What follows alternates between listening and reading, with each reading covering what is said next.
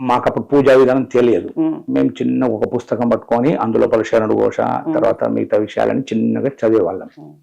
చదివిన తర్వాత నాతో పాటుగా స్కూల్లో పనిచేసే తెలుగు పండిట్ శేషం నరసింహాచార్య గారు, వారు ఏం చేసిందంటే ఆ నియమ నిష్టలన్నీ చూసి వాళ్ళు బ్రాహ్మణ్స్, మేము కూడా ఈ విధంగా ఉండము, ఇంత గొప్పగా ఉంటున్నారు అని చెప్పేసి, మరి మీరు ఏం పూజ చేస్తారు అని అంటే, నాకు తోచిన పుస్తకాన్ని పెట్టి స్వామి పూజ చేస్తాం. ఈ పూజ ఇది కాదు, పూజ షోడోపచార పూజ ఉంటుంది ప్రతి దేవునికి, గణపతికి, సుబ్రహ్మణ్య స్వామి కానీ ఏ దేవుని కానీ అని పూజ విధానము, తదుపరి విష్ణు సహస్రనామాలు, లలిత సహస్రనామాలు, ఇవన్నీ ఆయన మాకు మధ్యాహ్న సమయంలో భోజనం చేసిన తర్వాత నాకు బోధించు. క్రమంగా వెళ్ళగా నేర్చుకున్న తర్వాత 5వ సంవత్సరము మా గురుస్వామి గారి తల్లి గారు పరమపదించింది.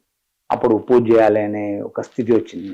ఎవరు చేస్తారు అని అంటే, స్వామి అయితే బాగుంటుంది అని నన్ను ప్రేమగా పంతులు అని పిలిచి, స్వామి చేస్తారు పంతులు చేస్తారు అని మొట్టమొదలు ఒక పూజ చేయాల్సిన పరిస్థితి ఏర్పడ్డది. అప్పుడు వెళ్ళాం, పూజకి వెళ్ళినప్పుడు ఏ విధంగా వేయాలనేది నాకు అర్థమైంది. కానీ పడి పూజకు నేను వెళ్ళేది.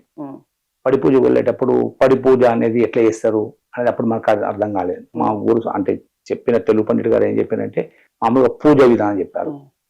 ఈ పడి పూజ అనే విధానం ఆయనకు తెలియదు.